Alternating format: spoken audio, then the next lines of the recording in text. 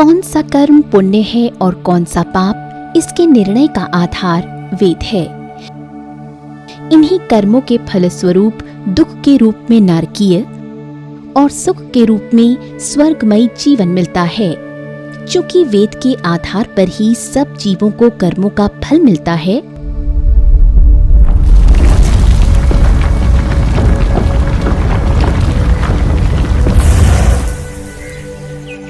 इसलिए सृष्टि के आरंभ में ही ईश्वर मनुष्य को वेद का ज्ञान दे देता है।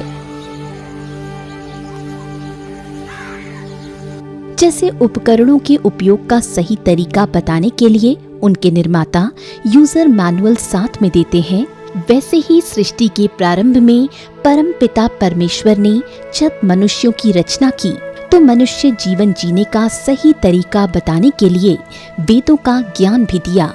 अर्थात वेद मनुष्य का यूजर मैनुअल है और वेद पढ़ना प्रत्येक मनुष्य का जन्म सिद्ध अधिकार है। अतः सब मनुष्यों का धर्म एक ही है और वेद समस्त धर्म का मूल स्रोत है। अध्यात्म से ओतप्रोत जीवन, सत्य, धैर्य, इंद्रिय नियंत्रण, स्वाध्याय, अप्रमाद, कर्तव्य परायणता, शुचिता, तपस्या, साधना, क्षमा, अक्रोध, संतोष, अपरिग्रह, परोपकार, दया, उदारता, न्याय, पर्यावरण संरक्षण आदि गुण धर्म के वो शाश्वत अंग हैं जो मनुष्य को दानवता से बचाते हुए मानव बनाए रखते हैं। इन्हीं धार्मिक गुणों से एक स्वस्थ समाज व विशाल शक्तिशाली राष्ट्र की स्थापना हो पाती है। ज्ञान, कर्म, उपासना और विज्ञान वेद के प्रमुख विषय हैं, जिनसे मनुष्यों के लिए उपयोगी औषधि विज्ञान, शरीर विज्ञान, राजनीति विज्ञान, समाज विज्ञान, अध्यात्म विज्ञान, सृष्टि विज्ञान आदि का प्रतिपादन किया गया है। ईश्वर ने सृष्टि के प्रारंभ में सर्वप्रथम 4 ऋषियों को वेदों का ज्ञान प्रदान किया। उन 4 ऋषियों ने अन्य मनुष्यों में वेद ज्ञान प्रवाहित किया। बहुत समय तक वेद श्रुति के रूप में ही रहे और आर्यावर्त की भूमि से पूरे विश्व में वैदिक धर्म का प्रसार होता रहा।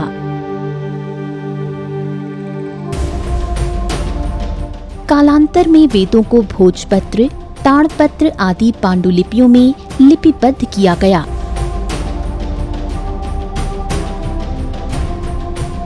मुद्रण की सुविधा आने के बाद वेदों की कागज पर छपाई होने लगी।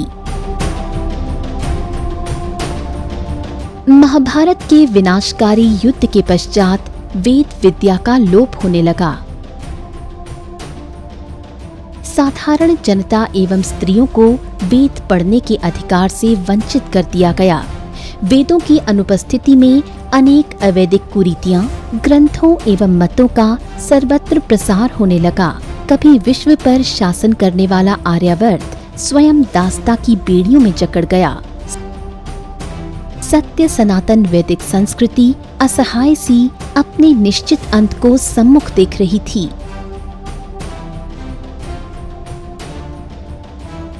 इस घनघोर अंधकार एवं निराशा के लंबे काल के पश्चात अंततः महर्षि देव दयानंद का प्रादुर्भाव हुआ।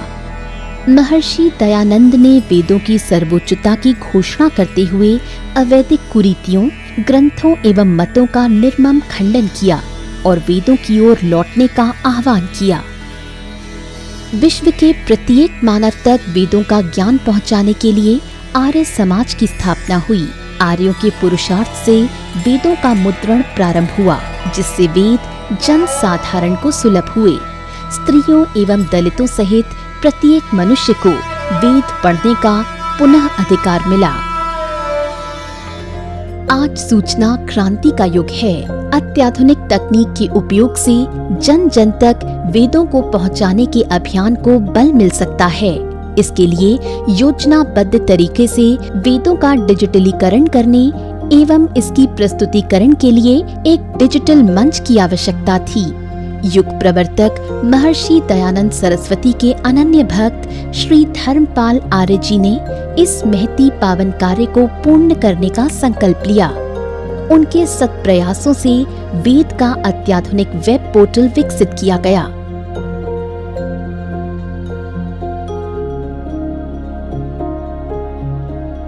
इस पोर्टल में चारों वेदों के डिजिटलीकृत मंत्र एवं विभिन्न भाषाओं में उनके डिजिटलीकृत भाष्य उपलब्ध कराए जा रहे हैं। वेद मंत्रों का सही उच्चारण सुनने सुनाने के लिए ऑडियो भी उपलब्ध कराए जा रहे हैं।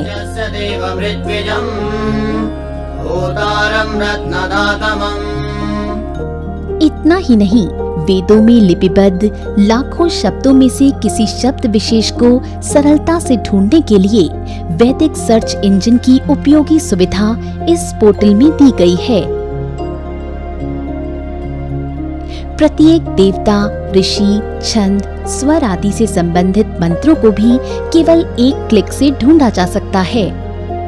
कहने की आवश्यकता नहीं कि इस पोर्टल का महान उद्देश्य धरती के प्रत्येक मनुष्य तक वेद ज्ञान पहुंचाना है।